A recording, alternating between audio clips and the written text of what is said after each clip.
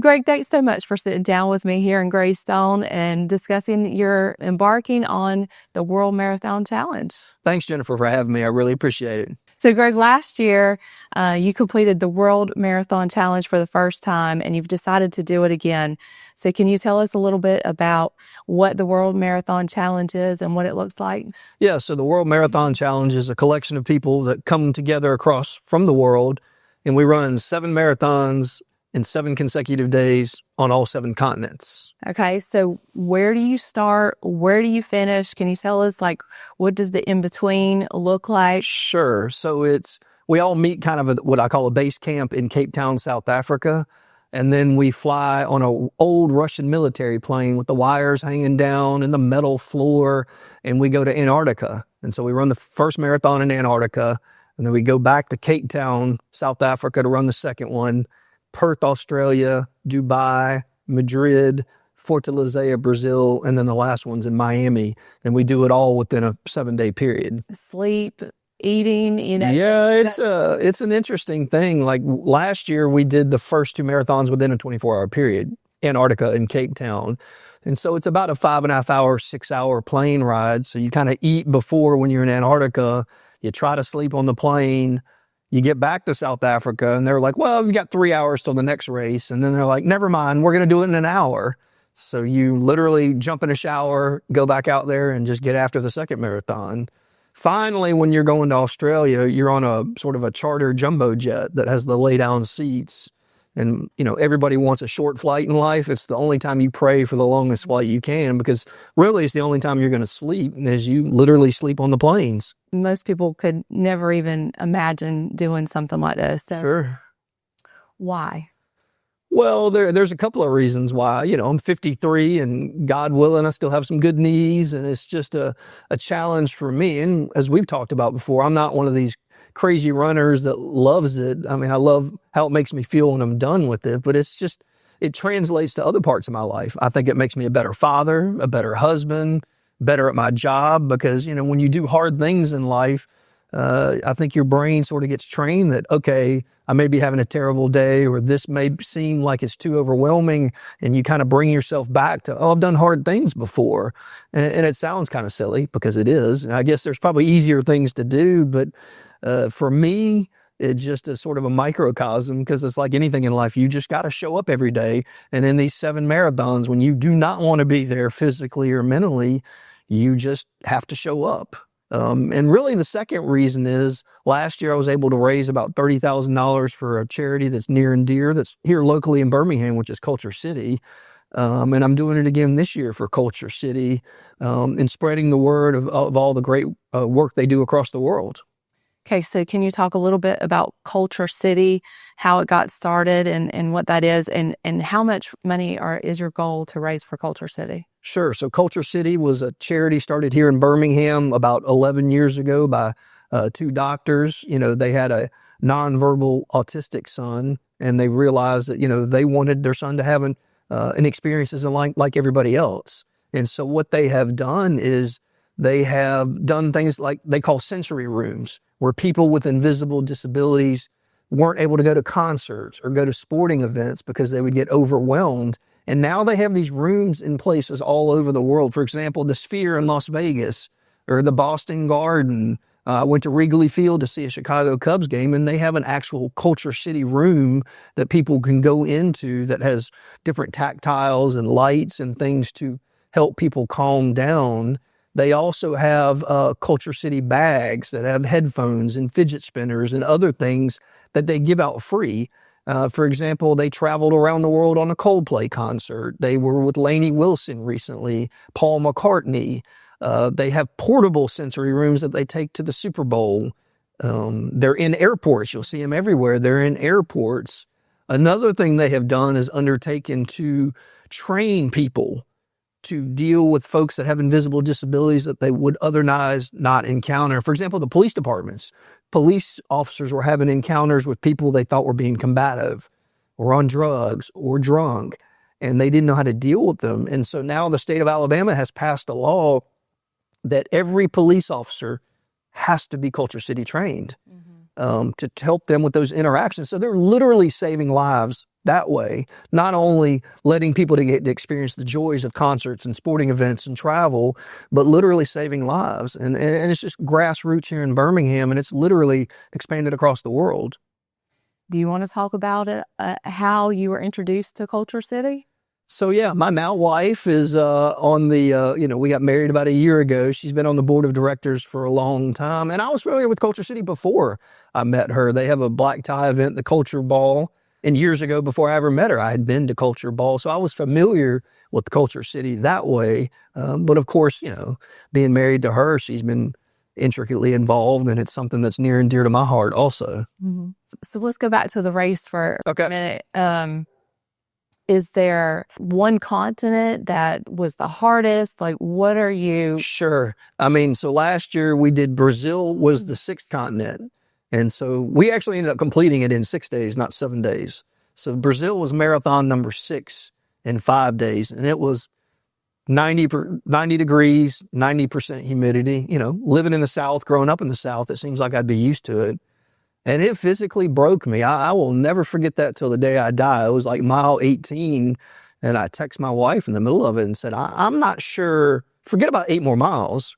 I'm not sure about 8 more steps, how I'm going to get through this. And it was something I'll never forget. And it sounds, a little absurd, but it's one of the reasons I want to go back, because I remember that feeling and feeling just physically helpless. And somehow I was able to get through the other 8 miles, but it's something I want to go back and see if I can internally conquer just for my own benefit. And we were talking earlier that your body kind of started shutting down at some point, maybe multiple points last year, right? Sure. Especially in Brazil, I wear a watch and my heart rate's 150, something like that. And it dropped down to like 55. I thought it was an error on the watch, and it was really an error on me, and so it's one of those moments too that I talk about why I do the race. You sort of get to an apex where you have to make a decision. Probably not the wisest decision was to continue on, but it's something I would have never forgiven myself if I haven't. Again, nothing to do with running, just a moment in life that I'll learn from when I come in crossroads of taking the easy way or not taking the easy way. Okay, so how do you train for this? Well, that's a good question too. Last year I had a running coach, and we had different techniques. I really struggled with hydration last year. I don't know why. I was dry heaving during the race. I was throwing up in between races. And I've tried to address that issue. The guy that actually won it last year, I hired his coach. Not that I have any chance of winning, but you go out and you try to hire the best to sort of, people had different sort of thoughts last year. Some people were running 80, 90 miles a week. And it worked for some people, but other people got hurt in the middle of the race.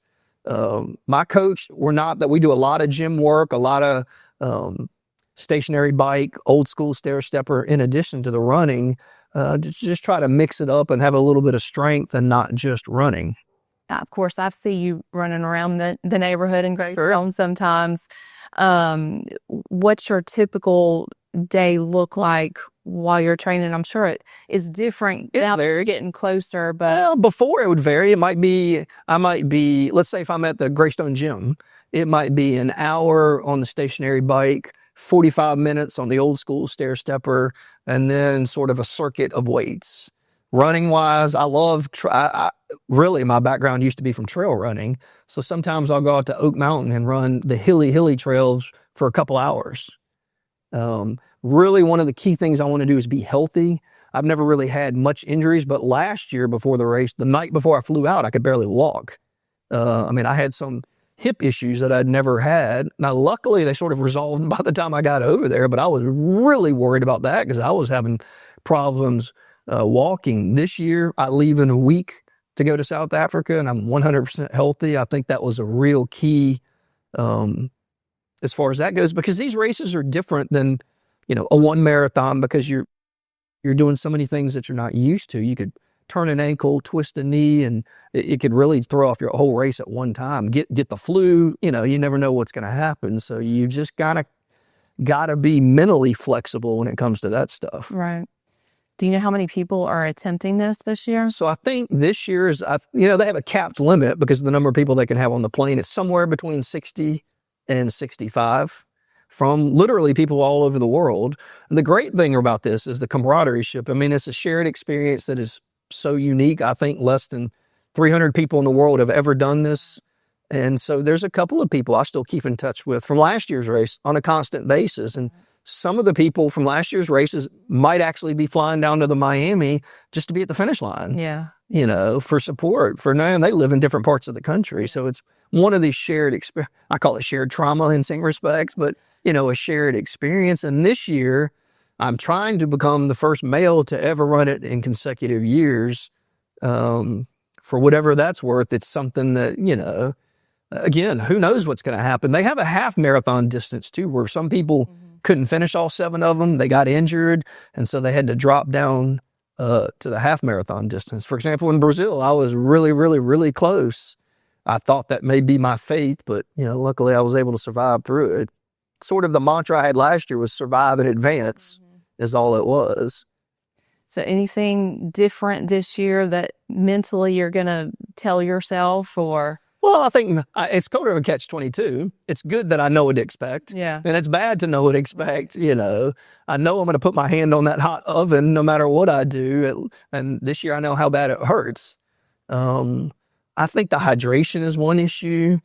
I think last year I thought we would just stick to the schedule, and we did not stick to the schedule. They tried to, look, it was a logistical masterpiece to get all over the world in less than 6 days, to have all these people with all the travel stuff and everything else was amazing. You know, they wanted to set a world record to say it was done in the fastest time, and it was.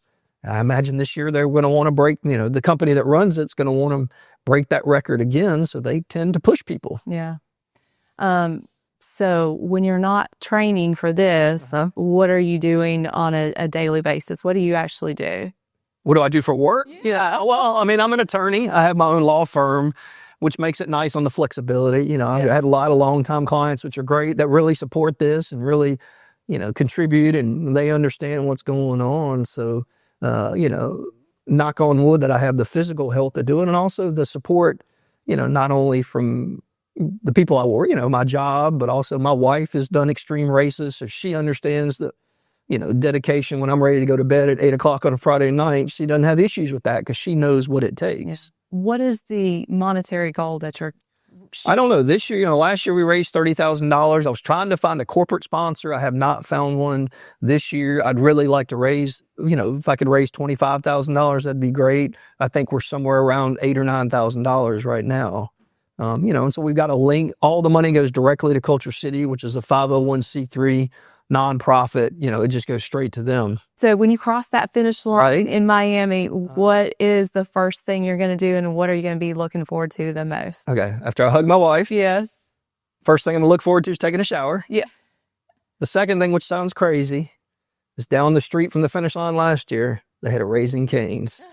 And I went to Raising Cane's about 3 times in less than 12 hours.